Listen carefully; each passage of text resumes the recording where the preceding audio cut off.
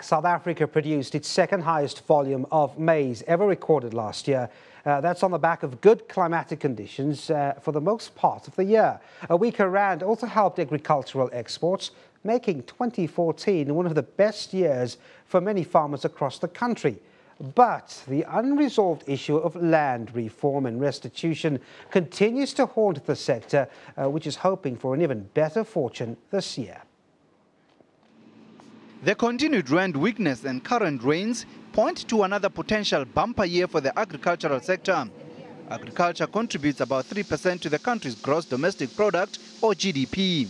It continues to grow despite a drop in the number of farmers and a reduction in the planting area. Farmer organization Agri-SA says this is thanks largely to the increasing use of technology and improving farming practices. Then the marketing is opening up in China. Government has signed agreements that will assist us in those markets. So by and large, I think the world is open for us to compete. The challenge is to be a dependable producer, and in some respects, there is some question marks over that. If you have labor unrest, that will have a negative impact on production and marketing, on logistical arrangements. People ask questions about that. Another issue that's holding back the sector is the land question. Signs that government wants to fast-track the process of putting land in the hands of black people are giving commercial farmers sleepless nights.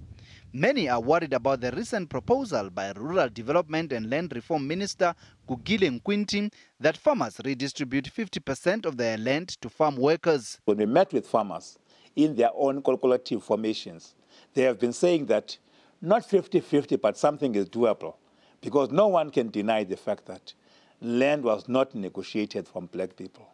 One of the causes of the fact that we have got degraded land is because of the many years of 13% of land being available to 87% of people. Addressing that will need to be managed, not by those who make noise claiming that they can take land tomorrow. But I believe that when farmers form part of the processes, we'll find a solution.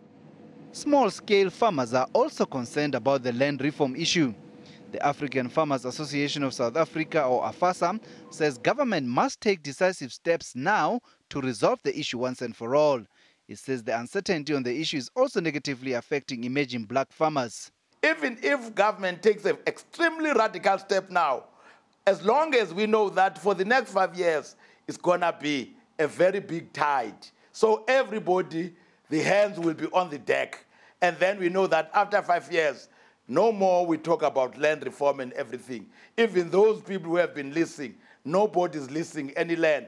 The one who leases is the one who wants to lease. If you want to own, you are given an opportunity to buy the land and know that you can be able to invest in the land for a longer period.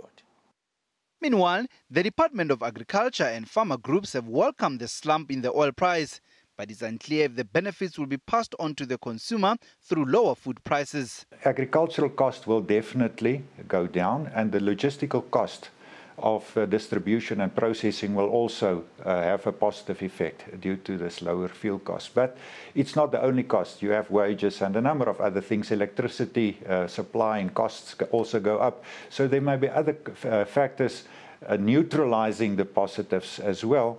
But at least this is a positive that can contribute to sustaining, I think, prices at a more stable level. It will give us a very good relief, because oil and electricity have been one of the key inputs that have made farming in South Africa to be unprofitable. If these oil prices remain at the rate they are, I believe that in the coming season of plowing, it may be cheaper for us, therefore, to make more land available so that we can till more land and produce more. So despite all its challenges, South Africa's agricultural sector remains a leader on the African continent and a major surplus exporter of agricultural products.